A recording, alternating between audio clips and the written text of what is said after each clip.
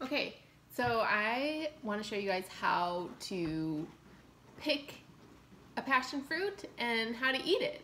Because they're hard, they look kind of intimidating, like you're not quite sure what's in there, how this is going to taste.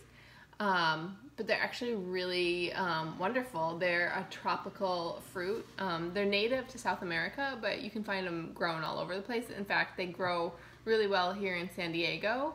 And you can find them usually in most tropical climates or like warm, the southern U.S. basically. They actually smell good. I can smell them. So you want a fruit that looks like this, that's kind of dark. You can see how dark this one is. This one's like perfect for eating. And you want to pick a fruit that's a little soft to the touch. Not soft, but it has a little give to it.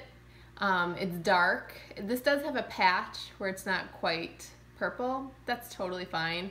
The majority of it is purple, almost black. That's exactly the color that you want.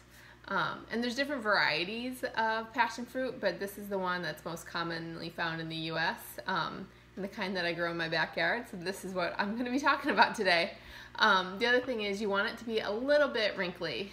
You can see this one is smooth and not quite as dark as this one, and this one's got little, you can see in the light, it's got little pock marks in it, little dimples, and so this one is at the peak of brightness.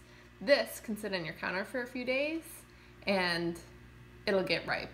So once you have a ripe passion fruit, you can store these in the fridge to just maintain that ripeness, because you only get about a week before it starts going downhill. It still tastes okay, but you got to be concerned about mold and things like that. Like, you don't want moldy fruit. Like, that's just inedible. So basically, to eat the passion fruit, what you do is you need to hold it and use a really sharp serrated knife. I find the serrated knives are better. You want to hold it down, but also hold it together. Because if you don't hold it together, some of the juice will seep out, and nobody wants that. That sweet, sweet juice is inside. So the outside, the hard shell, is inedible, but look at what you get inside. It's just like the juicy fruit. It smells so good. It's an unusual taste. It's definitely a tropical fruit, and so it has that flavor to it. It's almost citrusy, but like super sweet, a little bit tart, and the seeds are totally edible. So you can just take a spoon and like scoop it out of here and just eat it as is. Or you could use it to like flavor some plain kombucha. I would literally just take plain kombucha, add a little bit of honey, add a couple of these, just for flavor, and drink it. It would be amazing. And you could also scoop it out to use on top of coconut panna cotta, coconut yogurt, just as a side to your meal, just as a little dessert. Have a little bit of passion fruit. And this part here that was on the top, that's not edible either. That's the flower from which the passion fruit is grown. Just gonna cut some more. Yeah, so these are kind of small.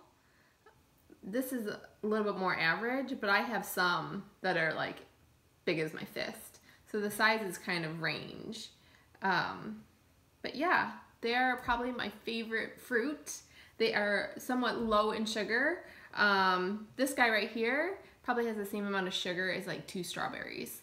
So if that's something you're concerned about, know that unlike most other tropical fruit like bananas, pineapples, this does not have quite as much sugar in it, which I think is really great when you're AIP or you're on a low sugar diet for some reason. So yeah, super simple, guys. Like, you need a knife and a spoon and you can eat it. It's super easy, so I hope you enjoy.